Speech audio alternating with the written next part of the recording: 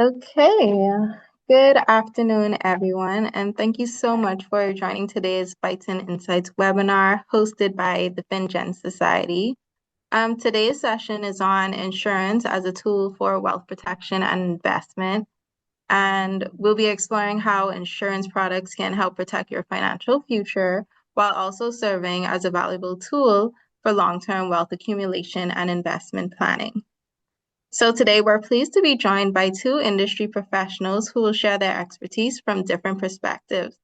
So on the investment side, we have Ms. Shantel Saunders, while Mistress Denevia Hudson will provide insights into the insurance and wealth protection aspects of the discussion.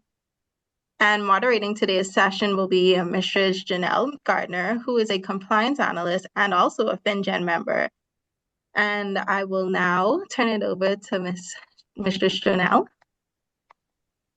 Thank you, Rihanna. Good day, everyone, and welcome to FinGen Society's Bites and Insights webinar. Today's discussion is going to be focused on insurance as a tool for wealth protection. It's a topic that's especially important for young professionals here in the Bahamas. We know that building wealth takes a lot of discipline and strategy, but protecting that wealth is just as important. Many young professionals are focused on earnings, saving, investing, purchasing property. But a lot of us may not realize that, one unexpected event can create a major financial setback. So today we will look at insurance from two sides. From the protection aspect, how insurance shields your income, assets, and future. This will be covered by Mistress Denevia Hudson, the financial advisor at Colina Insurance, who's had over 7 years of experience in the education sector and about 2 in the financial services, an area which she is, as she indicated to me, super passionate about. And she will be filling in for Mr. Wayne Miller. And on the investment side, we're going to be looking at how insurance can function as a part of a broader wealth building strategy. This will be largely covered by Ms. Shantel Saunders, who's the principal of Assurance Wealth and Advisory Services and a seasoned financial services and pension professional. She has over 30 years of experience in banking, pension, employee benefits, and operational leadership. So we want to extend a warm welcome to our two speakers. Thank you for agreeing to present today. We understand that an hour may not really be enough to do a deep dive to capture all of the knowledge that you're going to be providing us today. But for the benefit of this presentation, they will be providing their contact details at the end if you do want to have more of a one-on-one discussion. So we're going to dive right in. So this is a question to both of our speakers. Most young professionals think of insurance as something that you get, for other people's benefit, once you're gone. What are they missing about what insurance can do for them right now? So we'll have Ms. Saunders answer first. Okay. Well, good morning, everybody. Thank you for inviting me. I'm grateful to be here to give you some insights on or some thoughts on this timely topic. So in terms of what persons are missing right now, many people think of it as insurance is really only a death benefit, but insurance is really about protecting your financial progress, right? And for the young professional, it can protect your income, your savings, your family responsibilities, and your ability to keep it moving forward because life can take an unexpected turn. Most times, the goal is to not just leave something behind for those who are going to suffer financially by your death, but it's also there to make sure that things like illness, or accident, loss of income, or family emergency doesn't wipe out years of hard work. Okay, thank you for that. And to add to what Ms. Chantal would have said, life insurance isn't just about death, it's about building a financial safety net and long-term strategy. As young people, it's important that we have a strategy, and I like to use this terminology. We all want to save. Are we saving for right now? No, we are saving for a future goal.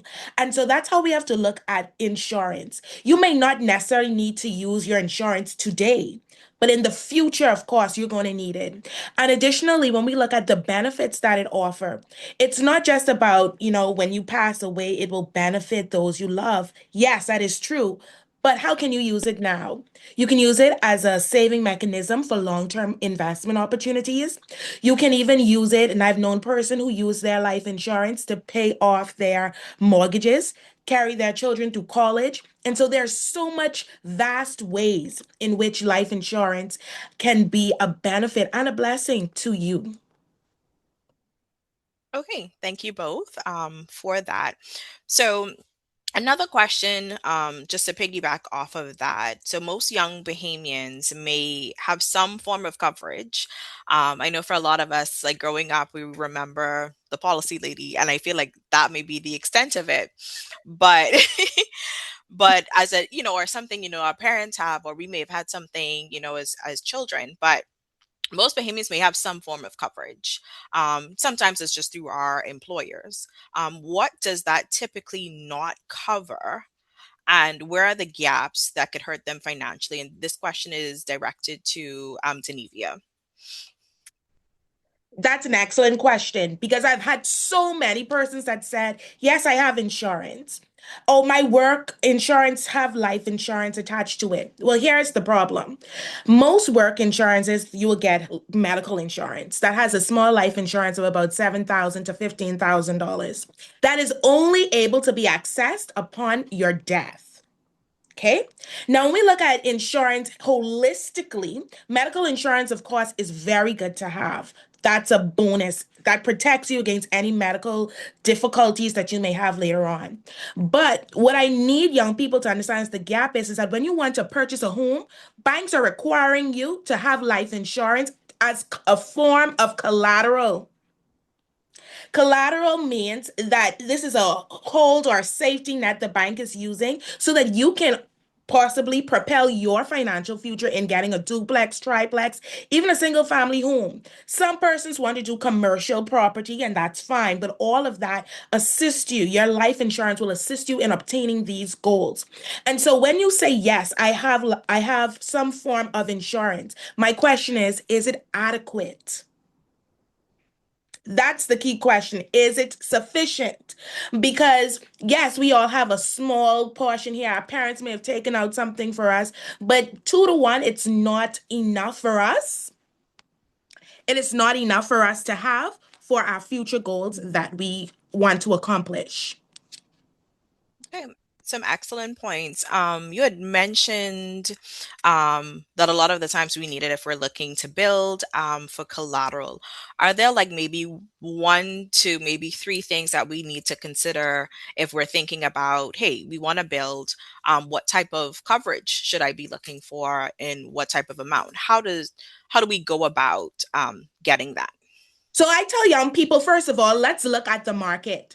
The market today is really geared towards anywhere between 250,000 to about $500,000. So whenever you're looking at getting life insurance, you need to get in that range of 250 to about $500,000. Of course, to make matters even better for you, it's good if you get pre-qualified through your local banks to see what you qualify for. But at the same time, too, I always say the younger you are, get as much life insurance as you can get. And that's because one, being young, you are the rates are less expensive. You have less health challenges. You are in good shape at this time. And so the possibilities of you not obtaining it is less versus if you get it at an older age. You understand? So the more you can get now, the better it will be for you to secure your financial goals. Thank you. Chantel, from a wealth planning perspective, how does not having the proper coverage affect someone's ability to take financial risk, such as starting a business, investing, or buying property? Okay. So when somebody doesn't have the right protection in place, they often use their savings, investment, or emergency to cover those things. So, like Genevia was talking about, getting a mortgage. So it can delay home ownership. If you're not in good, you're now trying to get a home, but then you can't get insurance to cover because you now have a pre-existing condition or you have to do some more tests. It can delay that process. You know, if you have business plans, you may be taking out key man insurance or, Yeah. just doing some, and it's a type of business. If it's something risky, let's say you're going to do a car rental, you want to do a car rental business, and then you need to go and take out insurance. But now, it takes a whole lot more in there, even when you're investing or even, basic financial stability, because wealth building requires some type of risk taking, but it should be responsible risk. Right? Agree. So, insurance helps to create a safety net, so that a person can pursue opportunities without exposing their entire financial, position. Because insurance is there to protect the foundation, and investing builds on that foundation. So you need both in order to, understand, understanding the purpose, etc. Agreed. Absolutely agree with that perspective. So, Denevia, back to you. What is the real difference between using savings as a safety net versus having an insurance policy? And why does that distinction matter for long-term wealth building? Because I know, being in the industry, you hear a lot of, people don't believe in life insurance. I could save my money, I could put it aside if something happens. We have like something for the funeral, and then cost of living goes up. So what would have covered you at like 10,000 now costs like 20. So to reiterate, what's the difference between me using my savings as a safety net versus having the insurance policy? And why does that distinction matter in like for long-term wealth building? Not a problem. I wish I could have displayed my screen so you could have seen the financial wealth pyramid. And I'll tell anybody on this call today, research the financial wealth pyramid. The financial wealth pyramid talks about foundation. So you have the wealth foundation, then we have the wealth accumulation and all of that. It goes up in tiers. The wealth foundation really talks about all of your insurances that you can possibly have. That includes home insurance, life insurance, health insurance, etc. And every time I do a seminar, I ask my clients, I ask persons, why is it that the Wealth Foundation is so much more important than saving and investment, first of all? Well, here's the answer to your question, Mrs. Gardiner. When you have insurance, period, point blank, you can then decide to save to get into other investments because life happens, right? If your car decides to break down, do you want to go towards your savings that you probably had in mind to have as a down payment for your home or travel or etc. retirement? No, you want to know, hey, I have my insurance. They are a backup plan. They are the plan. When something goes wrong, I go to them because I'm paying monthly or I'm paying yearly to them so that whenever any issue occur, they take on the risk. See what insurance is versus savings. Insurance takes on the risk of what can possibly happen. Your savings, mind you, yes, it may be $100, $200 that you're putting aside every month. But what if your risk is greater than what you have saved? Who is going to fund that? Where are you getting the money for that? That sounds to me like you're going in debt. And Correct? not the good kind. So why not just pay a small fee to an insurance company that whenever a problem occurs, whenever there is something that happens, whether it's death, whether it's my home, whether it's my car, whether it's my health, I pay a small fee for this company to take on a larger fee. I will do it every day, all day, because I'm not encountering any debt. And so that's what I want persons to realize. And I just want to play with numbers a bit. Imagine if you are paying $100 a month for life insurance. And in 3 years, God forbid, I'll use a family member, that family member passed away. You'd have given the insurance company $3,600 roughly in 3 years. The insurance company now has to find $100,000 to give you. Would you have preferred to save $100,000 in 3 years? And if you do, how are you doing it? Please tell me. I would love to know. So that is why it's important to have insurance, because insurance takes on risks. Insurance actually protects you against the possibilities of what life will offer. Because guess what? Life will always happen. Your savings is good, but use your savings as a mechanism to fund your dreams, to fund, what you want to do, but use your insurance to protect what you have. That was definitely a mouthful. Like that's a lot to sit down and really consider. And I think it really brings it home when you use the 3 year and you give numbers, right? So it really puts it into perspective for a lot of us. I know, especially for me. So thank you for that. Building on that, Chantel, for somebody already building a portfolio, how should they think about using life insurance as a part of their overall financial strategy? And I know in a lot of the presentations that you've had for investments, I know you talked about like the three, it was at NIB, your salary, and then your pension. But how does life insurance really fit within a person's wealth building strategy? Okay. Well, if somebody's already investing, then life insurance should be viewed as one piece of the overall plan. It's not a replacement for savings. So life insurance doesn't replace savings, retirement planning, or investing in the market. It can serve a different purpose. Life insurance gives you, but helps with protection, estate planning, maybe supporting the mortgage. You could access the cash value in certain policies, and Mhm. liquidity during some difficult times.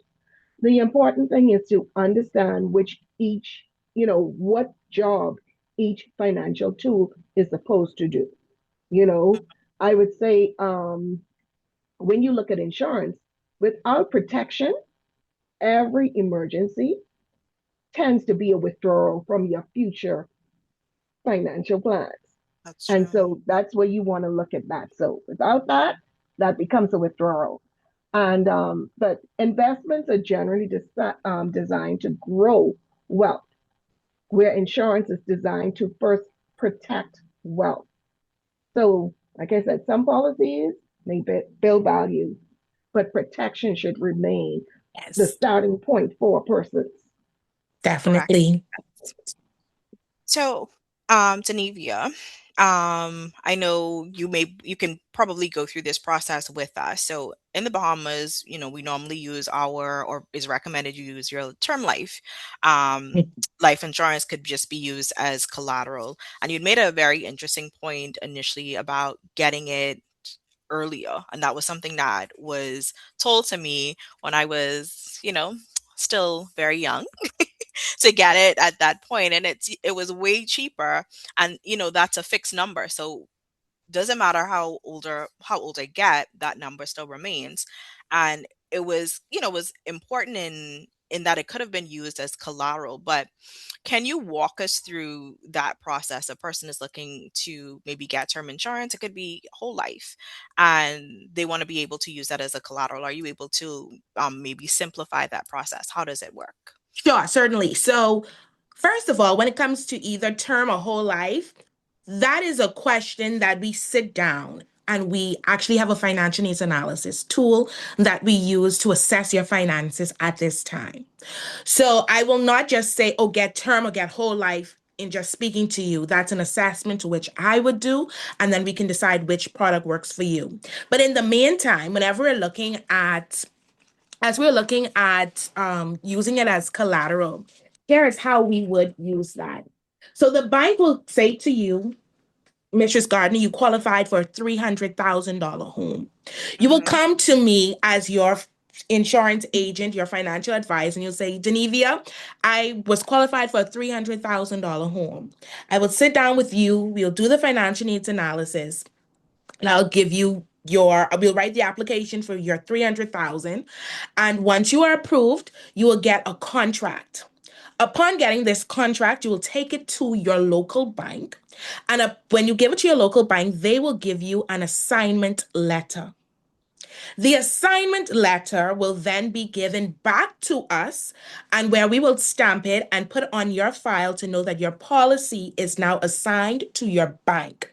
Now, this is why it's important. Because God forbid, if you were to pass away before your mortgage would have expired, the bank will use your policy as a means to take out any funds that you have left on your mortgage, and then they will then return the balance over to whomever you chose as your beneficiary. Okay? So that is just a little walk down that journey. But if both you and your spouse, let's just say it's two persons, a person, a man, female partners, however you want to put it, they want to get a mortgage together, then both of you need to have the same value of insurance that you're going to assign to the bank, because both of your names will be listed on the requirements for the mortgage. Okay? Okay, thank you for that. I know that persons probably may also reach out. You're able to provide maybe more of a one-on-one approach, like you said, with the needs analysis for what they may need specifically for those mortgages. Chantel, um, I remember when we were talking about, at least from the investment standpoint, of what we should have put aside at each age. And I think every time that presentation was given, people were shocked at what we needed to have Mhm. saved to prepare ourselves for retirement. So I thought that this was a very interesting question, specific to you.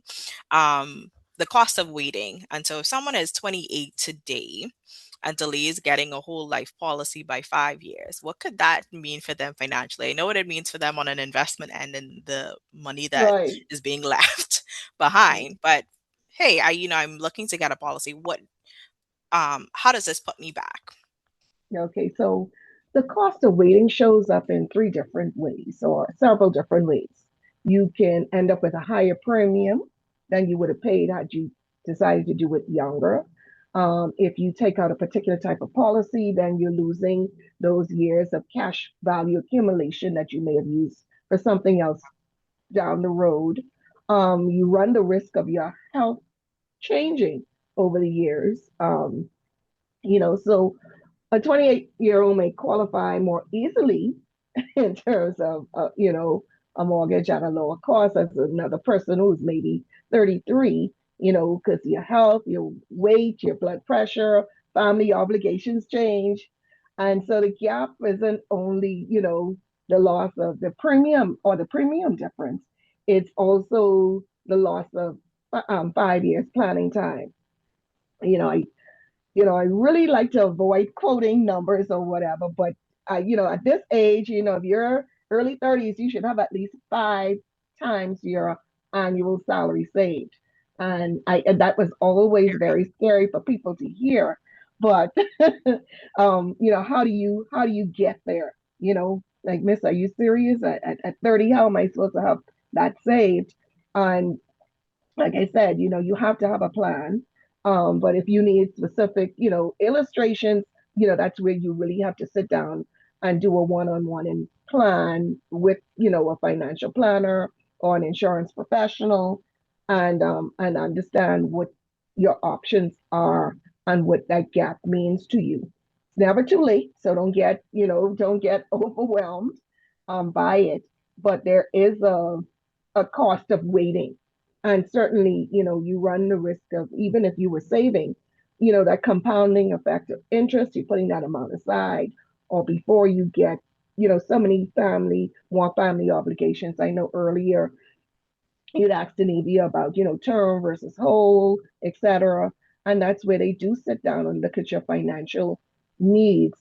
Because a lot of persons are walking around and they got a whole lot of life insurance, and some people have none, but they don't know what they have it there for and what it's protecting against. So it plays a part. One isn't better than the other, but they work, in No. together. Yeah.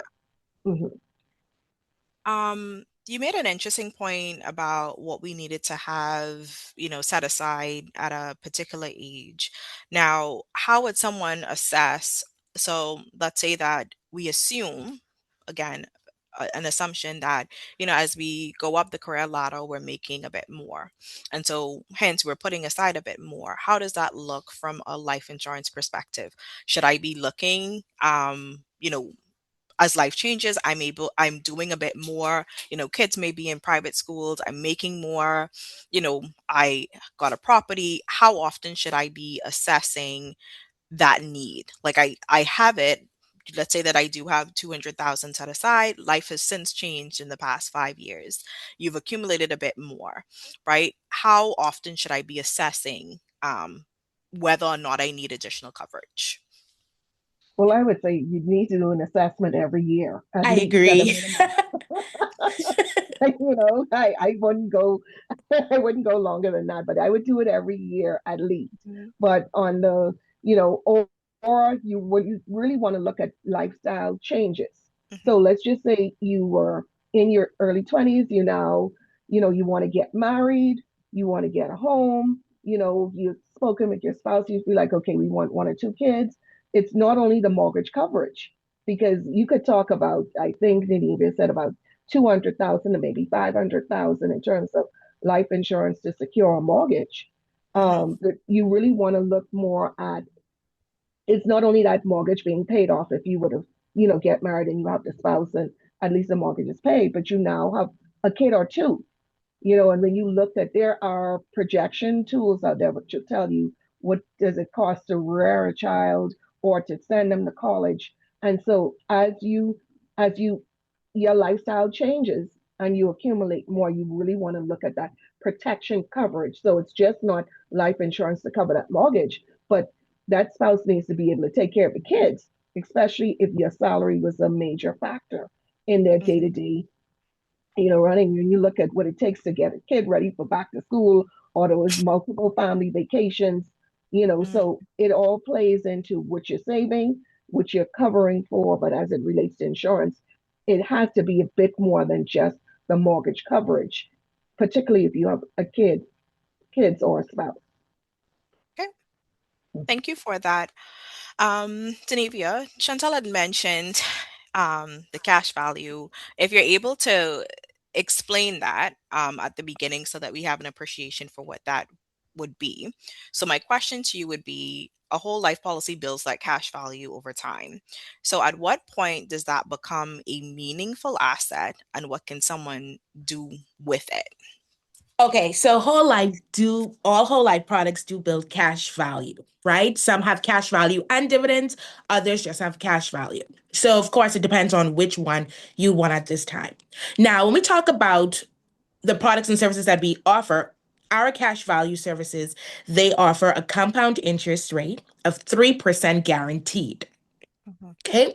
Now, of course, compound interest works best with time. So the younger you get it, the more it will grow, the less you will put in, and the more money you can benefit from.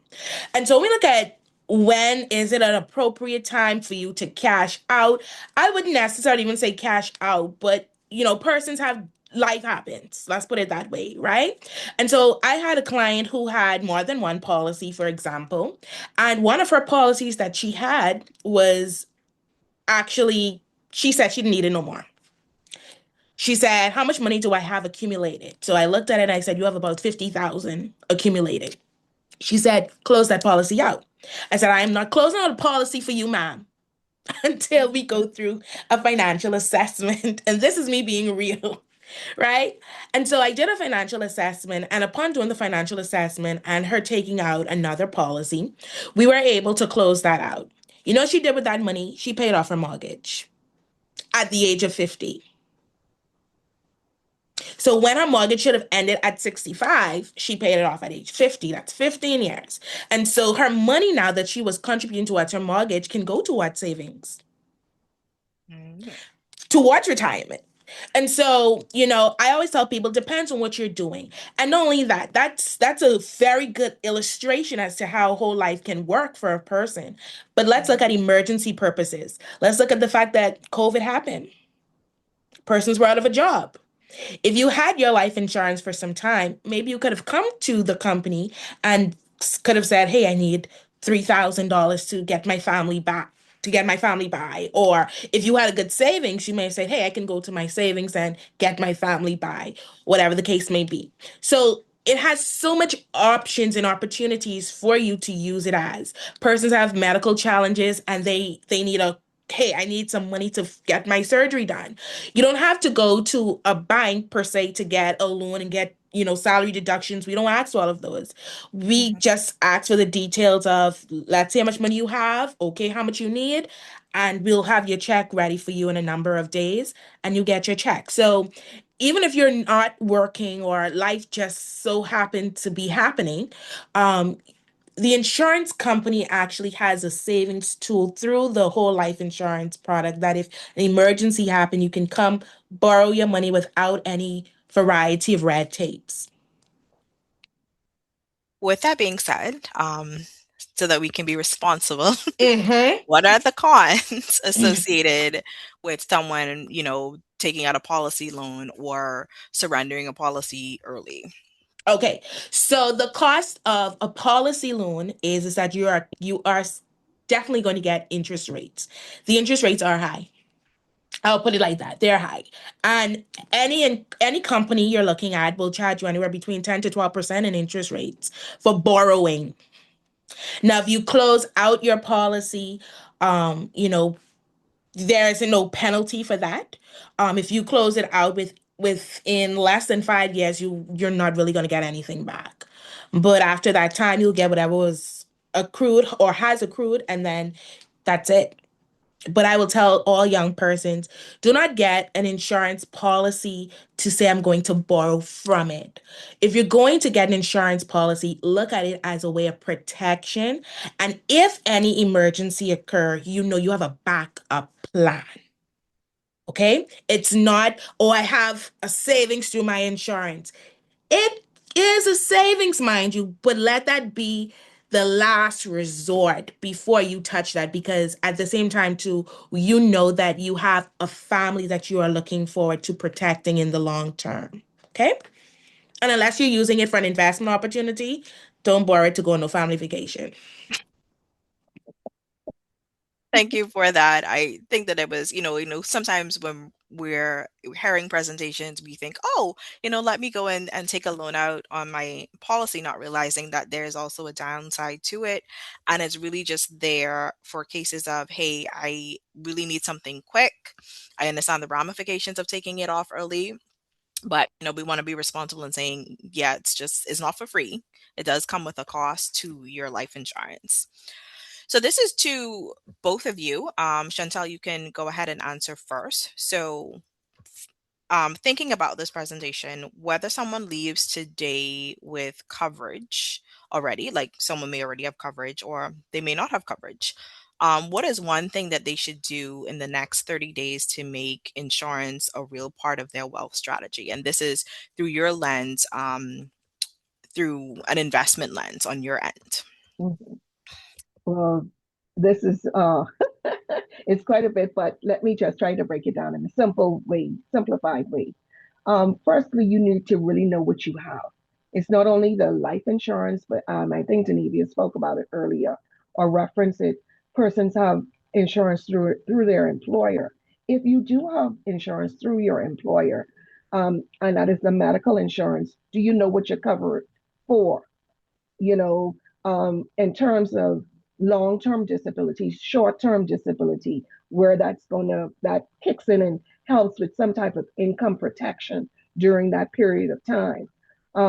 Also, when people are moving from one job to the next, because young professionals do move on more frequently than the older ones, but when you decide to move from one employer to the next, and you're saying, okay, this company offered me oh, I was getting paid this amount of salary and I'm going to move to the next employer and they have this employee benefit, i.e., pension and medical. What Mhm. is the coverage? Is that other employer is full coverage? They're going to pay 100%. They're paying 100% of national insurance, 100% of self and family employee and their family members.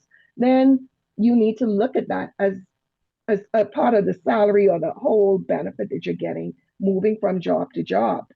Um, because what could seem as good as, it isn't, or even moving when you have a pre-existing condition. Those things do play a part in. But what I do find is that a lot of people don't know what they have.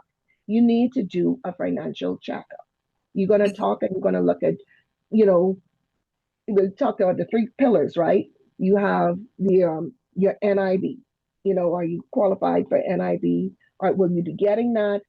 Or does your company have a personal savings? Or I pension plan, because we know the less than 25% of the working population actually has some type of pension, right? And then it's mhm, your personal savings. But if you're not putting that aside and tying that to your protection with insurance, but you need to list. So in the next 30 days, just do a simple protection review. List the coverage that you already have, what it covers, because that's what you need to know.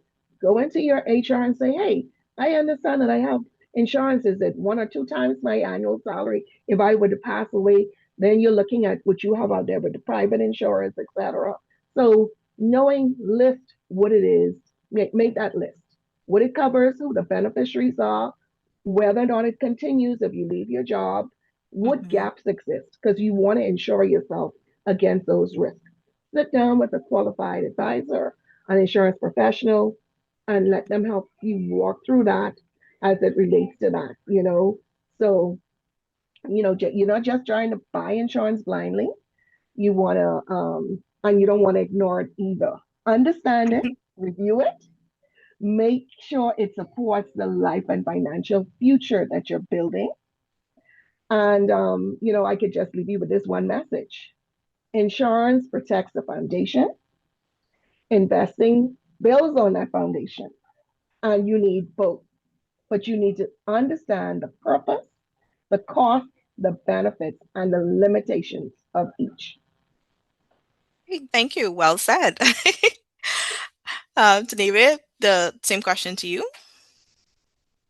If it's one important message I would like to leave with everyone here on this panel, is to know that insurance is definitely going to protect what matters most. Insurance protects what matters most, whether that's your health, your life, your car, your home, any aspect of that. And so as you go and you sit with a trusted advisor, as was said by Shantel, as you talk about, what you currently have and possibly don't have, we are able to advise you on the gaps that you currently have and help you to strategize goals and plans to accommodate that. And so I'm going to leave y'all with this quote. It says, life insurance isn't something you wait to buy later. It's something you secure early so it works harder for you over time. And so, as young people, as professionals, it's important that you get your savings. It's important that you have your wealth foundation covered. And of course, we can all sit down together and have that conversation. Life insurance, and I will reiterate and I will state it, it's a benefit and it's a blessing to have.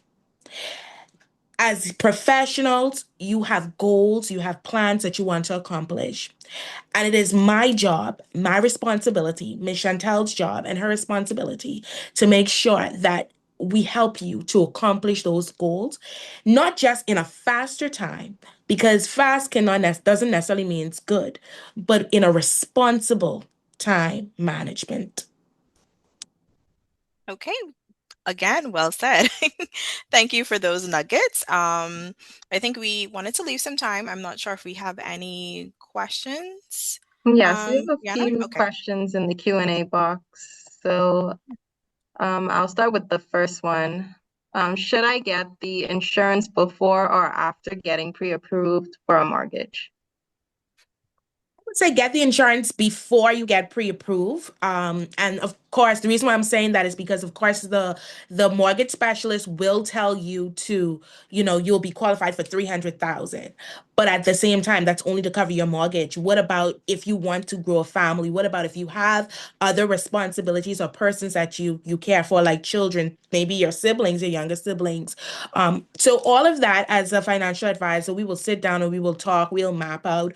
We will look based off of your salary that you currently make, the possibilities of what you will be qualified for. for. So I'll tell you, come, let's sit down and talk first, and then we can move from there. Okay. And then we have a second question. So it says, what if I want to get a mortgage with someone who is older, like 52 while I'm 23? Should I get a higher life insurance or should it still be equal? Say that question for me again, please. Okay, they said, what if I want to get a mortgage with someone who is older, like 52 while I'm 23? Should I get a higher life insurance or should it still be equal?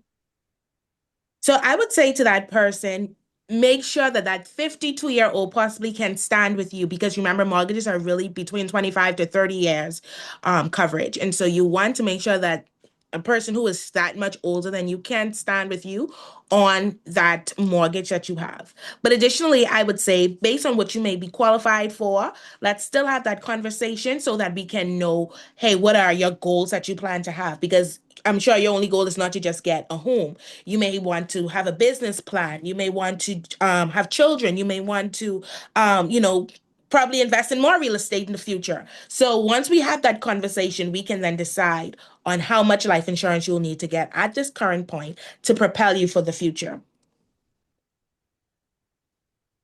Okay, I think we had one more in the chat. Okay, so somebody asks, how can I use insurance to grow wealth for generations to come? Miss Shantel, I'll let you take that first and I will come in second if needs be. Well, like I said, insurance is a protection. It's not really the tool that you use to grow wealth. And so you want to make that distinction. When you're saving, if you invest in real estate and then that's income coming in from that property, you look at that, but insurance will not get you there, the wealth. It protects your wealth. So you're going to look at other things. You're saving, you're investing, um, inheritance, those type of things will help you to accumulate your wealth. Um, Put a shameless plug in for pension. How many persons are a part of a pension plan? How many persons have an opportunity to contribute a bit more than the standard 5%? You need to ensure that you're doing that because, of course, of your employer's matching. And before you get those returns, um, that's going to build and compound. And you also, I want to warn people about cashing out, moving from employee. You change jobs, you actually had a pension plan, but you figure that's just $10,000. I'll cash that out, and or I'll use that towards something. So you're not going to build wealth without understanding where you're at. And so you do need to sit down because each person's road to wealth is different and is represented in a different fashion. So I advise you to sit with somebody, talk through, and then you get to the point where you're building that wealth. But building wealth without insurance protection, you don't, you got to combine the two. You can't do, or you ought not to do one without the other. You run too much of a risk. And insurance helps you to outsource that risk. I think Denevia had mentioned something a bit earlier. You've only paid 3,200 in premiums, but you're expecting $100,000 payout. Well, what you're doing is you're passing that risk on to the insurer. And so we want to also talk about, really look at insurance as you outsourcing that risk to somebody else, by paying a smaller premium. But get in front of somebody so that we could talk about that wealth building and what it looks like for you as an individual. It's not a group. It's not a group discussion or something that we could talk right here in this short space of time. With that, sure, Genevieve and I would be more than happy to come back at another time and focus on other topics, in a different fashion. Or, you could certainly reach out. But for those persons who jump in on that, trying to get the mortgage, or that in the future you want to, and you're younger now, you want to reach out to Denevia so she can get you signed up, and assessed to see what type of protection you need.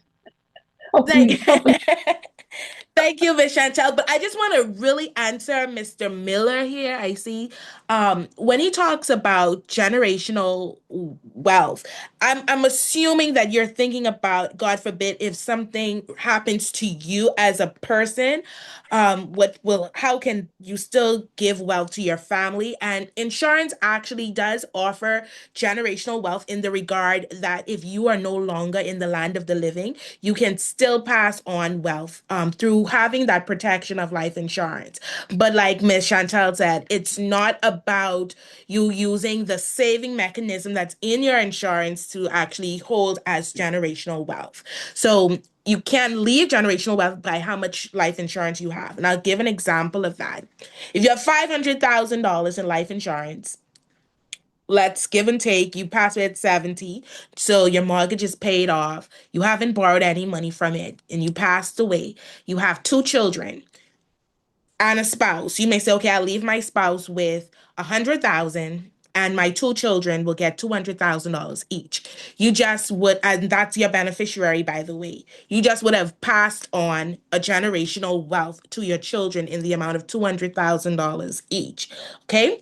And so that's a way two persons use life insurance to assist in helping their family actually to get a better future financially. Okay, and we have quite a few more questions. So someone else is asking, what is the maximum amount of life insurance coverage available for a 22-year-old? 5 million. It depends. So, max coverage, it depends. Once again, it depends. And I'm going to say, I said 5 million because that's on the extreme length, right? But that's just showing you the possibility that you have with getting life insurance. But once again, we have to remember telling you that you need 200,000 off the bat is very vague, and that will not do you justice nor anybody in your family or even your future justice. We have to have that conversation. I cannot stress that enough. You have to sit down. We have to advise you properly. It is when I tell you I'm passionate about this, I'm passionate because I've seen too many times persons are either underinsured or they're spending so much money on something that could have been avoided had they have just made better decisions in the past. So let's have that conversation. We have to. Okay, and the next question is, if I had a whole life plan with savings for 500K, can I upgrade my life insurance plan for a higher amount later on? For example, if I were to increase my asset portfolio later in life. So we have to get out of this narrative that we can upgrade. You cannot upgrade. You have to take out a whole new policy. Okay. And so that may require you to do requirements through labs. That may require you just to fill out the application and pay the amount. So you may have 500,000 now, but let's say your portfolio increase and you want to take out another 500,000. You have to take out a new policy. Okay. Okay. The next question is, what is the difference between health insurance and medical insurance, and do I need both? Same thing. Okay, next question. Can you talk a little about the benefits of an endowment plan and what it is? So an endowment plan is really a life insurance, but a savings plan. So when we talk about savings mean that you're putting your money into an institution that's getting some interest. The endowment plan is, let's just say you want to have 100,000 by the age of 65. I will tell you, you have to pay X amount of dollars every month. And when you reach 65, I'll give you $100,000. Most times for young professionals, the earlier you do it, the more you're going to win because it has a guaranteed 3%. And sometimes persons would have win at 100%. I'll explain that on a later time. Like Ms. Shanta said, maybe I'll bring us back and we'll explain that more. But that's how the endowment plan works. Now, the difference between an endowment plan and regular savings is that, God forbid, if you pass away before your endowment period, your family will be able to get the full face value, which is that 100,000, not what you would have put in. Okay, so the endowment plan is basically, I'll call it your own personal pension plan if you would have that. Yeah. Okay. I don't think I see any more questions. Um,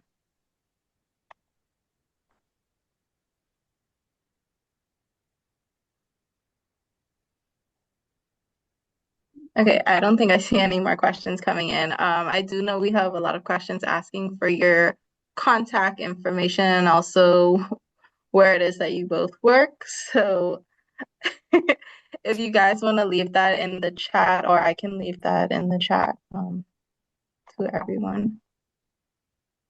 Yeah, I think I gave Jonelle my information. Yeah, Email I don't know if address. you both want to maybe say like a email address or a phone contact that you're able to put. We can still put it in the chat, but just while we're all here, you can each give your contact details. Well, you can reach me at Shantel at Shantel at assurancewealthadvisory.com. And so you can just shoot me a message and then I'll get back to you, etc. You can reach me at 446-7205. That's 446-7205, or via email at dnevia.hudson, Hudson, hopefully right there, at colina.com.